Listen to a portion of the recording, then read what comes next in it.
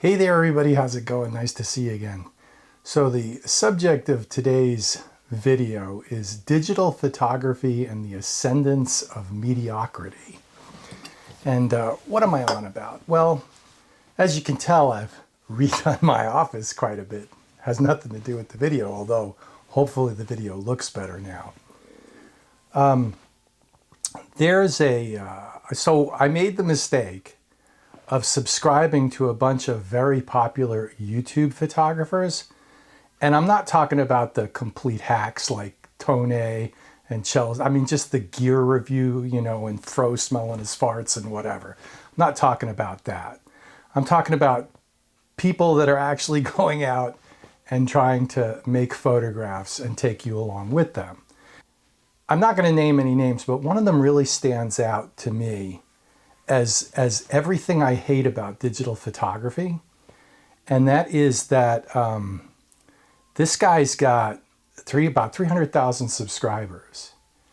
And he makes wonderful, not wonderful, but he makes very competent videos, much better than I make.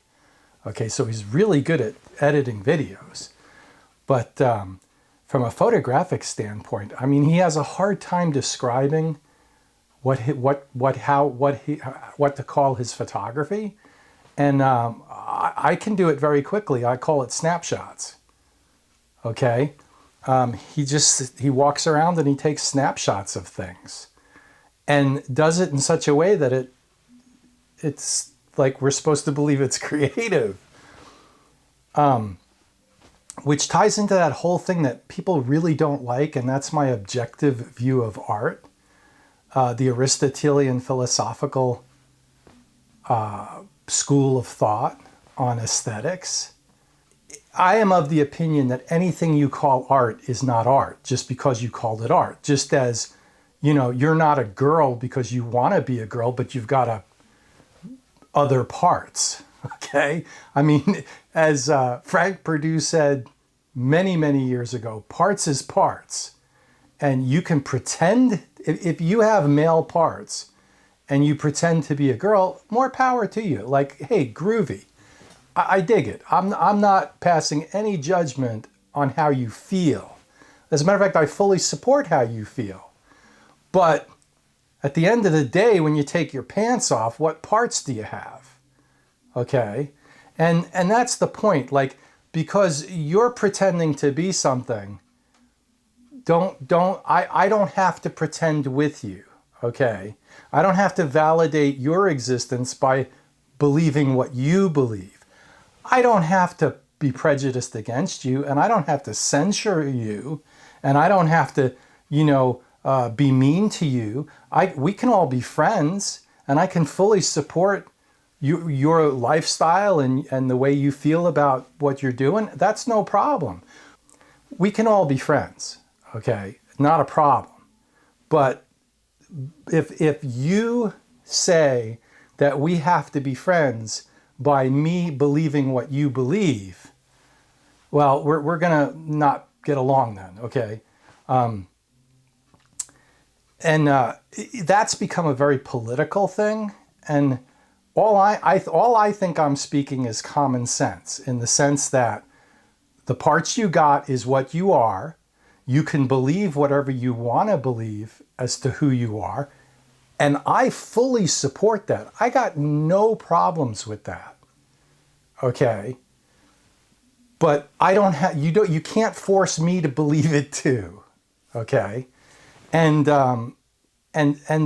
it's the exact same thing with art.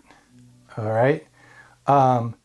Because you take a dog turd and you put it in a case in a museum and you say this is art, you may believe it's art, and that's your subjective opinion. But it's a dog turd in a case. Okay. And just as Justice Thurgood Marshall said, I can't define pornography, but I know it when I see it. And I can't define crap, but I know it when I see it, although you can define crap, all right? I mean, crap is crap, right? Just like parts is parts. So, yeah, so I have an objective view of the world, You know, regardless of my feelings, look, I feel that I should have 500,000 subscribers. Actually, I don't, because my videos aren't that good, okay? Because I never was a videographer. I was a very obsessed and insane photographer. However, if my videography skills had been much better, my photography could be completely mediocre, and I'd have 300,000 subscribers. And digital allows for that, okay? I forget who it was. I think it was Ptolemy. And he was teaching the king, whoever the king was 2,000 years ago, or whenever Ptolemy was alive. And the king was he was teaching the king geometry. And the king was very frustrated. And Ptolemy said to the king, "I'm sorry, king, but there's no royal road to understanding geometry. Like, you got to put the effort in." And digital is easier, it's faster, it's quicker. I love digital. I really enjoy it. That photograph right there has completely, you can't see it because it's blurry, and my apologies. But that photograph right there, which I took January 1st of this month, completely and totally validates digital in my opinion. That is everything that I would ever want in a quality photograph. And I mean museum level quality. Okay, Michael, Kennel, Ansel Adams, that's it, all right? For me. And I'm going to pull, everybody's screaming that art is subjective, okay? And you're all saying like, well, you're not as good as Ansel Adams or Michael Kennel. Hey, I think I am, so I am, right? Turn that one around on you. But from my objective standpoints, I think that is a totally acceptable and competent and quality photograph. It checks off all the boxes for me. And I think from my objective criteria, and I think people with an eye for photography probably would agree. So the world is the way it is. And no matter how I feel about it, you know, I have 3,500 subscribers. I don't have 300,000 subscribers. I don't have 500,000 subscribers. Okay, no matter how much I feel I should or how much I believe I do, the reality is, from an objective standpoint, I don't. And art is not whatever you feel art is. There are objective standards. Okay, now, I'm not saying, and people like to twist it, this is the age of the spin. You do some research before you start commenting, you know, making bumper sticker comments. Do some research. Look up Aristotelian aesthetics. Read about it. Give it a shot. Maybe you'll understand more. Okay? It's out of favor nowadays. And I understand that because it's too hard. It requires you to actually have talent and knowledge. And back to my, so tangent there, but back to the original point I was making, film weeds that out, all right? Even though digital is faster, the quality might be better, it might be more archival.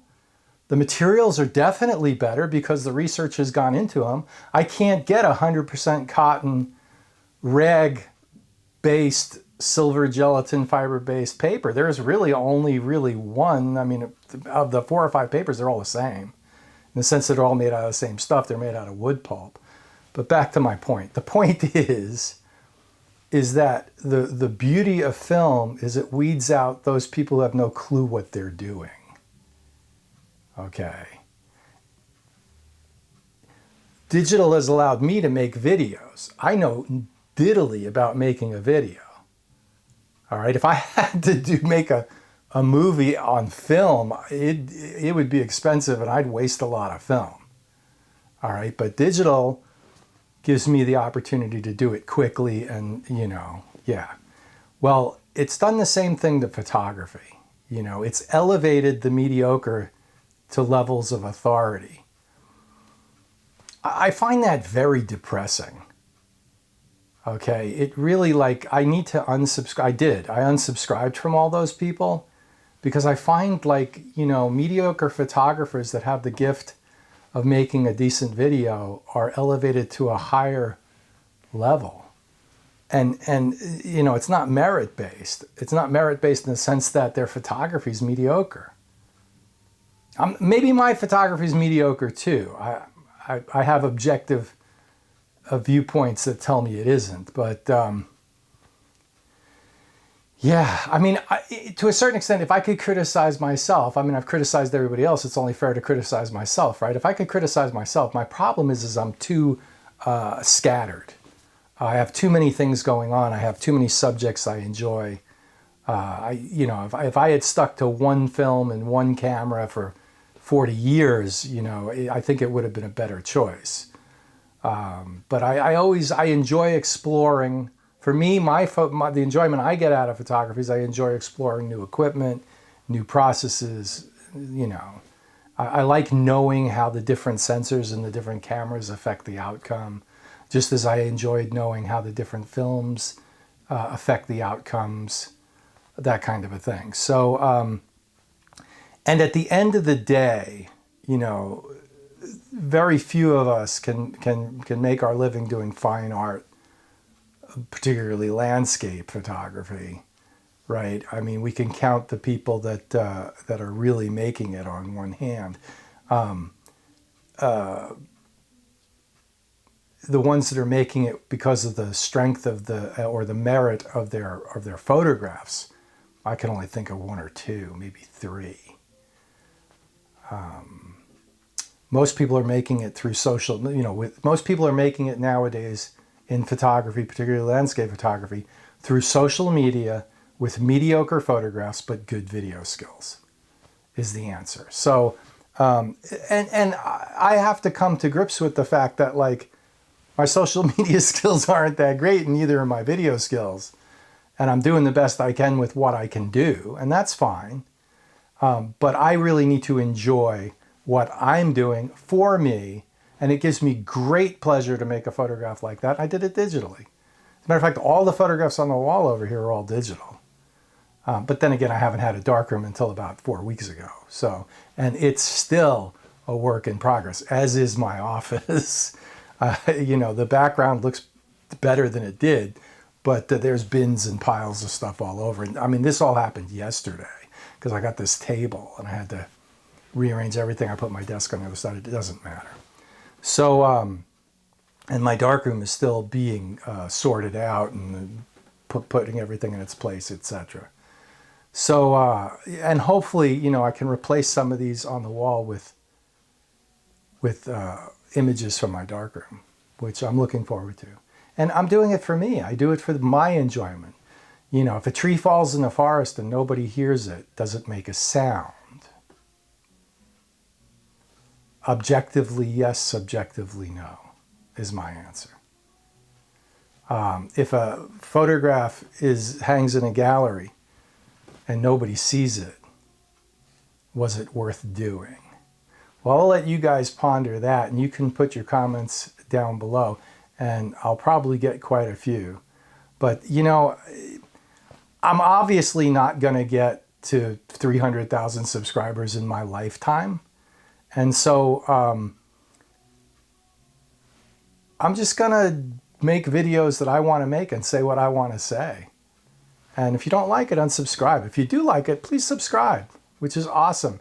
And again, don't go away upset. These are just my opinions. And, you know, I welcome your opinions. And as long as you keep it civil. So, yeah, what a world we live in. Doing the best we can. The book's selling fantastically well. The Patreon channel is awesome. You guys are great. My Patreon supporters are wonderful. And I'm going to start making more content for that. The past week or two, I've been working on this project to get getting the light with the reflections and all the rest of it. So now I can make more videos and much quicker, which is great. I have a background that is still functioning. That's my Canon printer there. But it's also usable as I mean, this room that I'm in is only 10 foot by 11 foot, and it's got to be a multi-function room.